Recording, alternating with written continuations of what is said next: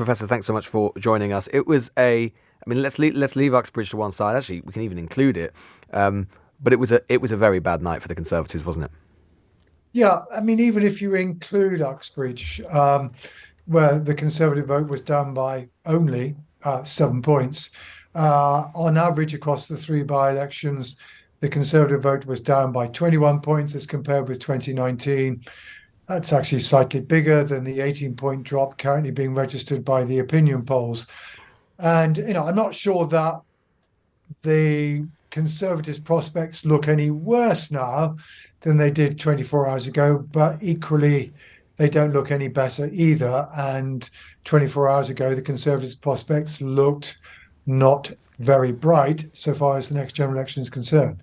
Isn't the truth, Sir John, that obviously Greg Hands, the Conservative chairman, has been touring the TV and radio studios this morning, obviously entirely understandably, pointing to Uxbridge and saying this is a really significant result and so on. But the truth is what happened is that what the Conservatives very successfully managed to do was actually do the thing which by-elections are often supposed to be, or parties tell us they ought to be, but rarely are, and actually make it a genuinely local contest about a genuinely local issue, whereas the other two obviously seem to be more national in their orientation. Well, that is the testament, at least, of the Conservative victor in Uxbridge. In his speech, after being declared the victor, he focused entirely on his campaign against the extension of the ULA scheme to the outer London boroughs. There was no mention of Mr. Sunak's 5 tests, no attempt to argue that he thought the by-election demonstrated that the Conservatives were turning the corner. Maybe he forgot the script that Central Office had sent him, but it does therefore make it rather more difficult for Greg Hands or Conservatives in general to argue that there is a wider portent to this. Now, that said, it does raise questions for Labour. Why wasn't the party able to deal effectively with an attack on the policies of its Labour London mayor? Had nobody thought about the fact that this might be a difficulty in this particular constituency and how it should be dealt with? Does it raise questions about how solid is the support that Labour enjoys? Now, it may indeed in Selby, where there weren't any local deputies, recorded a near record-breaking swing away from the Conservatives.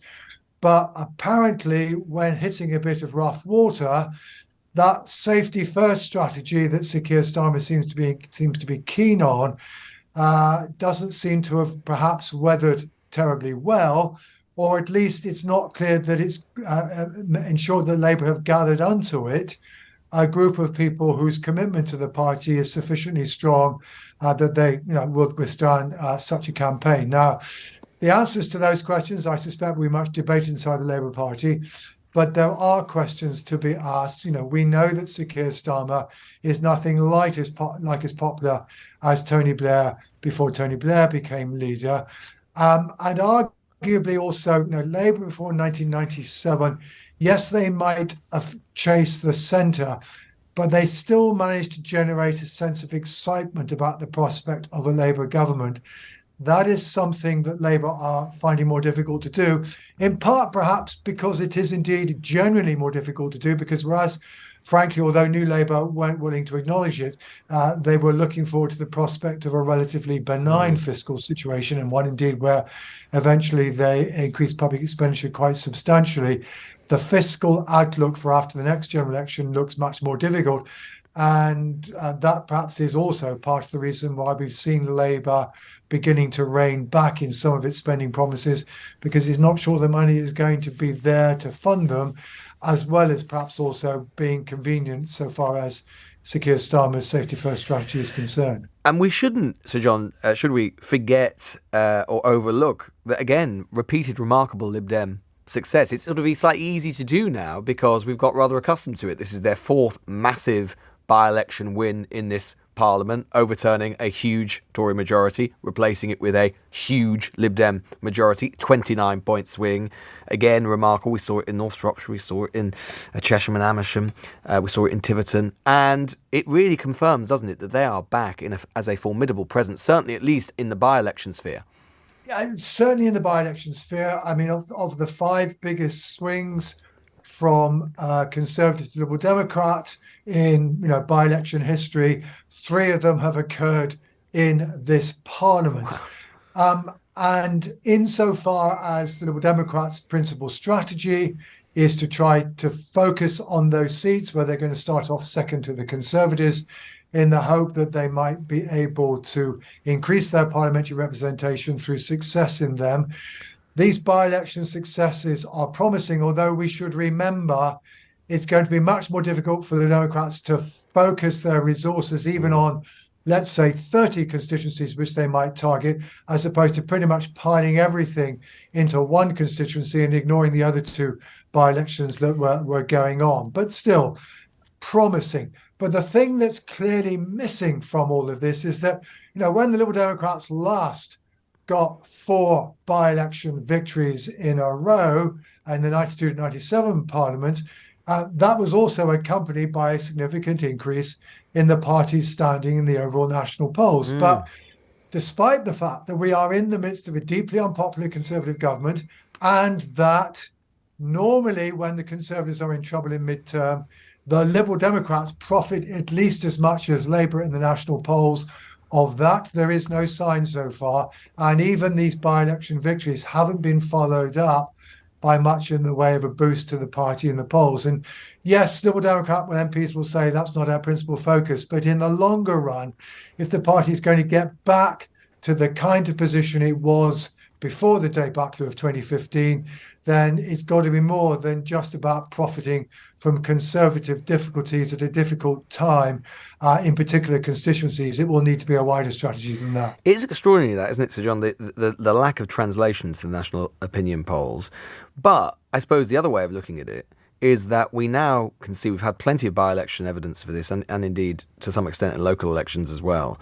What we are seeing, perhaps we didn't see it quite as much in Uxbridge, but what we are seeing is highly efficient transfers of the non-Conservative vote in constituency after constituency to whichever force is best able to defeat the Conservatives. And that has got to, people often talk about tactical voting and it's a kind of dawn which doesn't always come. But in a sense, that is similar to the 92 to 97 period.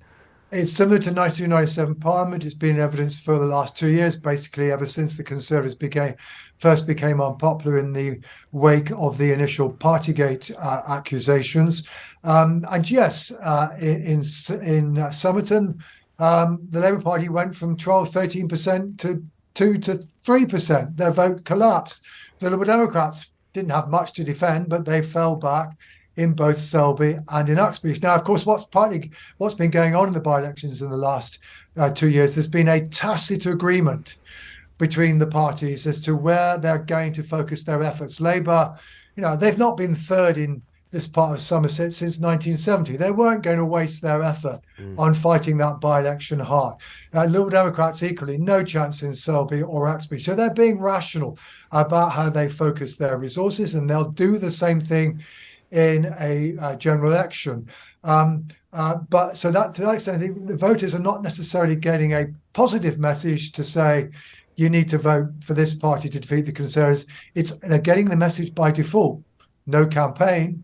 Why bother to vote for them? Finally, Sir John, you're not a betting man, I know.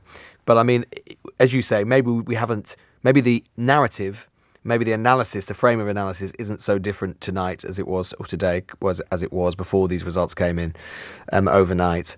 But even if, the Labour Party's got a huge mountain to climb just to get a majority of one, but you'd have to say on the basis of these results on the polling that is more likely than not. And certainly if not, it's very hard to see the Conservatives being the largest party at the next election, isn't it? And if that's the case, they have no coalition partners. So in some form, it is overwhelmingly likely we're heading to some sort of Labour administration.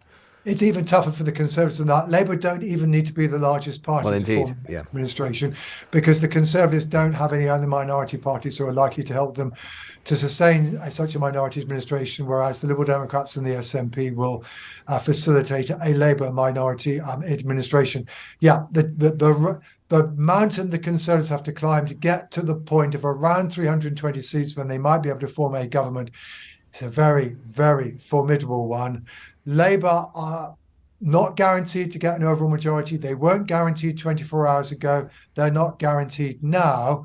But they still have a prospect of getting one. Until the Liz Truss debacle, there was no obvious prospect that at all. But Labour still need to seal the deal with the electorate to ensure they do indeed do well enough to get the overall majority, as opposed to finding themselves in what could be a very difficult situation of trying to run a minority administration at a time when the fiscal finances are still difficult, the public services are not working terribly well, and taxation is relatively high. Professor Sir John Curtice there.